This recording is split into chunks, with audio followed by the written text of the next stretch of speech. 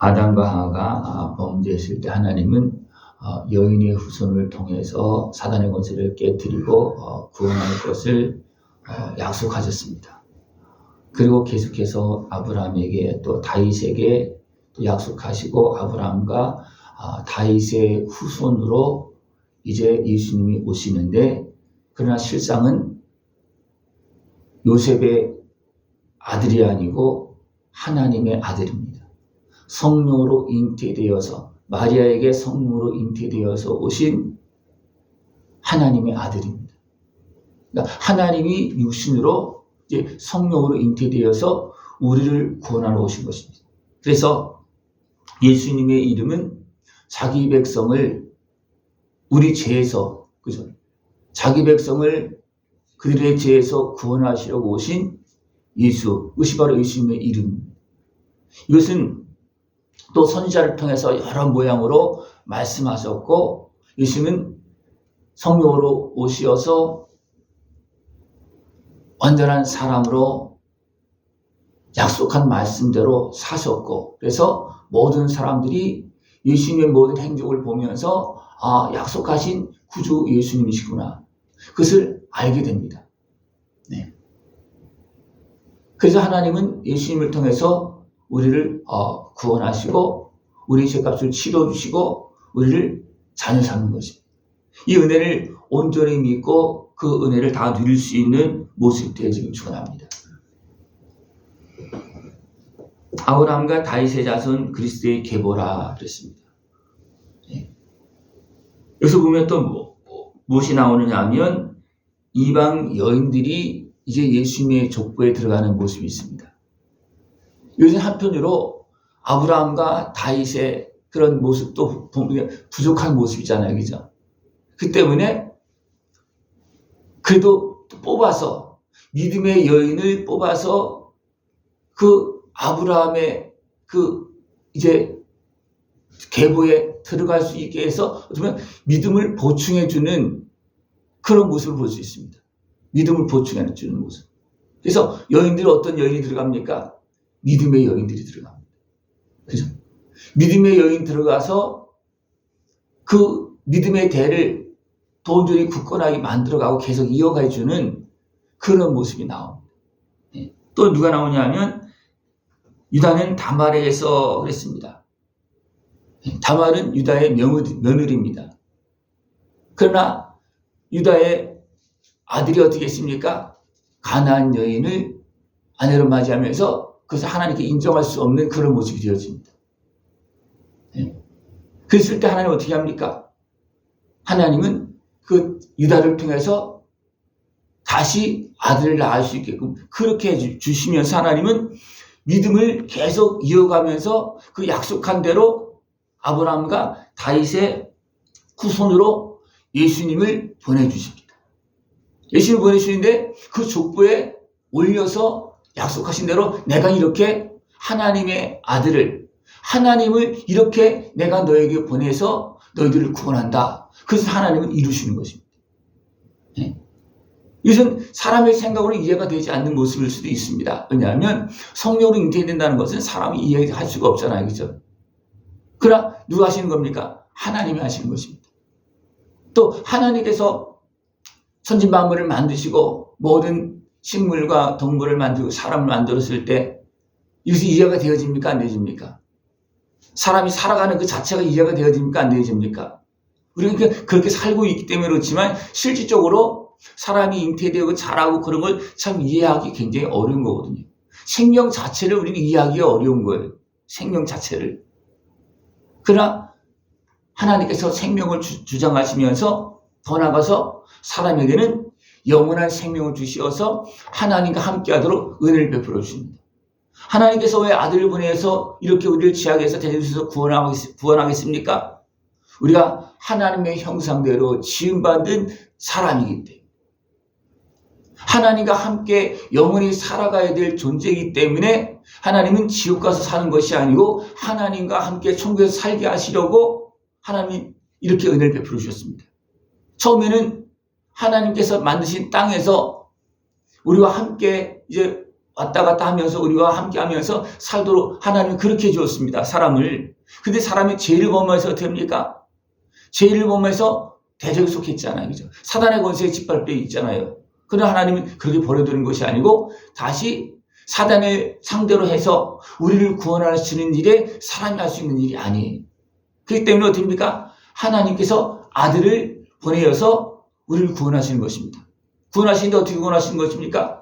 대신 죄값을 치르시면서, 죽음으로 대신 죄값을 치르시면서 구원하시는 것입니다.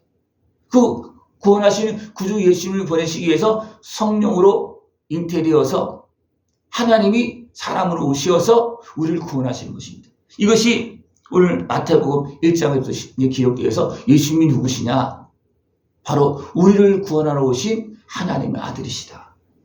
우리 죄값을 치르기 위해서, 그리고 우리를 하나님의 자녀로 삼기 위해서, 우리를 구원하기 위해서 오신 하나님이시다. 그것을 분명히 말씀해 주고 있습니다. 이것을 확실히 믿으면, 예수님을 믿으면 어떻게 합니까? 어둠이 떠나가는 거예요. 이 예수님의 구원의 은혜를 받으면 죄와 아픔과 슬픔이 다 씻어지는 겁니다. 그래서 새 사람이 되는 겁니다. 더 온전한 새 사람으로 그 예수님의 은혜를 다 풍성히 누릴 수 있는 모습 되기를 축원합니다. 예수님은 우리를 구원하시되 죄에서, 사단에게서, 질병에서, 고통에서, 약함에서, 또 상함에서 우리를 구원하십니다. 이것은 전반적으로 온전히 구원하시는 모습이라는 거예요. 우리 죄값을 치르시고 그냥 구원해서 천국만 데려가는 정도가 아니고 이 땅에서 병들고 상하고 또 어리석게 행하는 모습들 다 바꾸어서 이제는 우리가 함께 하시면서 열매를 맺고 하나님 나라 영광에 들어가기 하기 위해서 예수님이 오신 것입니다. 이것을 누가 방해합니까? 악한 권세가 방해합니다. 그래서 악한 권세는 이 말씀을 듣지 못하게 합니다. 왜? 들으면 우리가 깨닫고 예수님을 믿으면 어떻게 되겠습니까? 우리가 회복되어지고 고침받고 제사함받고 그런 과정 속에서 악한 마귀는 떠나가야 되고, 그렇기 때문에 악한 마귀는 하나님의 말씀을 듣지 못하게 합니다. 그래서 그 모습은 어떤 모습이냐면 길가 같은 모습이라고 표현하고 있어요. 길가는 분명히 씨는 뿌려지고 있지만 마음밭이 길가와 같기 때문에 악한 마귀가 하나님의 말씀을 듣지 못하게 만든다는 거예요. 왜? 들으면 안 되니까. 또 돌밭이 있습니다. 돌밭은 듣긴 들어요. 그래서 기쁨은 받습니다. 그러나 마음에 상한 어떤 돌덩어리 같은 그런 굳은 마음 이런 것 때문에 어떻게 합니까? 말씀과 온전히 하나 되지 못해서 결국은 싹이 났다가 그냥 말라 죽고 마는 그런 모습이 되죠. 또 이제 가시떨기 밭은 어떻습니까? 분명히 씨가 자라서 막 성장합니다. 그러나 가시떨기에 덮여서 막혀서 어떻게 합니까? 열매를 맺지 못합니다. 그러나 좋은 밭은 어떻습니까? 좋은 밭에도 악한 마귀가 가라지를 막 뿌립니다. 그죠? 악한 마귀가 우리가 잘 때 가라지를 뿌린다 그랬잖아요. 누구에게도 그렇게 뿌렸습니까? 아브라함에게도 아브라함이 잘 때 사단이 흑암이 임합니다. 그 결과 어떤 모습이 나타났냐면 그 백성들이 애굽에 가서 종노타는 그런 일이 발생이 되죠. 왜냐하면 사단이 틈탔기 때문에 그렇습니다. 아브라함에게 틈탄 거예요.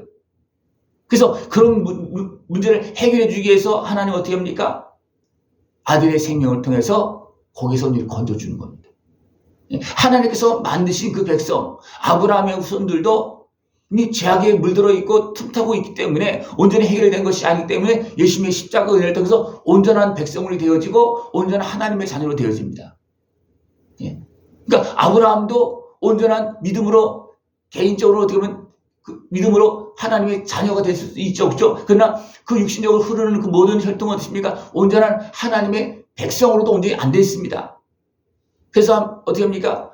약속의 땅에서 돌아올 때 그때서야 이제는 하나님 역사하시는 보고 이제 백성의 마음을 갖고 그 다음에 예수님을 영접해야 되는데 또 그런 상황 속에서 예수님을 온전히 영접한 상태가 안 돼서 됩니까? 다 영접하지 못하잖아요. 그죠? 다 영접하지도 못하고 도리어 막 핍박하고 대적하고 예수님을 막 죽이려고 그러잖아요. 그런 과정에서 하나님 어떻게 합니까? 그들 다 끌어안고 용서하시면서 십자가를 지시면서 그들을 죄악에서 대적에서 건져주십니다. 이것이 하나님께서 약속하시고 아들의 생명을 내어주시면서 우리를 구원하시는 일입니다. 이 은혜를 온전히 다 누릴 수 있는 모습 되길 축원합니다. 이 은혜를 다 온전히 다 받고 내 심령이 변화되어졌을 때 내가 좋은 밭이 되어지고 그 다음에 어떻습니까? 열매를 맺을 수 있다는 겁니다. 길가밭, 돌밭, 가시떨기밭은 뭐 열심히 하는 것 같지만 열매가 없어요. 왜냐하면 어둠의 권세가 계속 자리 잡고 있고 틈타고 있고 있기 때문에 열매가 맺어지지 않는 겁니다. 계속 방해를 받기 때문이죠. 그러나 우리가 이런 부분들을 하나씩 해결받고 온전히 회복되어지면 또 여전히 방해도 있습니다. 그렇지만 이제는 30배, 60배, 100배의 열매를 맺을 수가 있습니다. 여러분들 주님의 은혜 안에서 더 온전히 회복되어져서 또 성령님과 함께하면서 악한 것의 미혹의 그 방해들을 이기면서 30배, 60배, 100배의 열매를 맺을 수 있는 삶이 되어지길 축원합니다. 이것은 바로 예수님의 은혜로 우리가 이제 하나님의 자녀가 되어지고 성령님과 함께 악한 것의 모든 방해를 이기면서 우리 가는 인생길, 천국 가는 길입니다. 그 가운데서 열매를 맺고 하나님 나라 영광 상급을 받는 것입니다. 멸류관을 쓰는 것입니다. 예수님의 그 은혜를 통해서 하나님께서 우리에게 오시어서 죄값을 치르시고 십자가 지시면서 우리를 위해서 기도하시고 지금도 기도하시면서 이루시는 그 구원의 은혜를 더 온전히 누리고 주님께 영광 돌릴 수 있는 모습 되어지길 축원합니다. 기도드리겠습니다. 하나님 아버지 감사합니다. 우리를 사랑하시어서 죄악 가운데 버려두지 아니하시고 도리어 아들의 생명을 우리 죄값으로 내어주시고 우리를 구원하시어서 영원한 천국 영광을 걸어가시도록 은혜 베풀어 주심을 감사를 드립니다. 믿음으로 온전한 하나님의 자녀의 삶이 되어지게 하시고 오직 주님께 영광 돌리는 승리의 삶이 되어지도록 주님 함께하여 주시옵소서. 예수님의 이름으로 감사하며 기도드리옵나이다. 아멘.